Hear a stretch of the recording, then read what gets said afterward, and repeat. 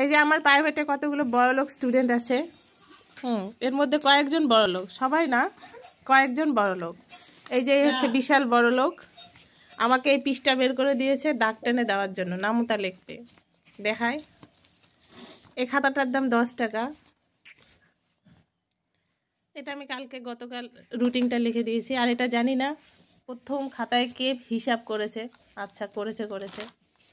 তারপর কোনো লেখা নাই, দাগ টেনে রেখে দিয়েছে।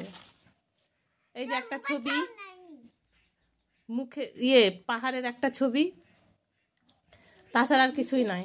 আচ্ছা, ভালো। ও এখানটা আবার মোমবাতি, ও কেক, এটা আচ্ছা কেকের ছবি আঁকাইছে, 3 তলা কেক। আর এটা কি একটা ছড়া, আচ্ছা ভালো। এখানটা কিছু না, এখানটা ছবি, এটা তোর আঁকার ক্ষমতাই নাই, জানি না কে আঁকে দিছে। আচ্ছা, এখানটাও নাই, এখানটা একটা অঙ্ক, বাহ বিশাল বড় লোক। তারপরে এই খাতাও পৃষ্ঠা, এই পৃষ্ঠা লিখতে ভালো লাগে না, এগুলো ভালো লাগে না, শুধু এইগুলো এই ডান দিকের গুলো লেখায়। হ্যাঁ, এই তো বাঁ দিকের গুলো লিখতে ভালো লাগে না, বড় লোক মানুষ। এদের দাগ টেনে রেখে দিয়েছে, আচ্ছা ভালো। এখানটায় অ্যাড্রেস লিখছে, আচ্ছা। এখানটা বাড়ি আর গাছ আঁকায় যায়, বাহ। তারপর এটা ভালো লাগছে না, পাতলা হয়ে গেছে পেজ। এখানটা আবার কয়েকটা অঙ্ক করছে, আচ্ছা। এখানটা এই পৃষ্ঠা অঙ্ক, এই পৃষ্ঠার হলো না, জায়গা নাই, এই পৃষ্ঠা অঙ্ক।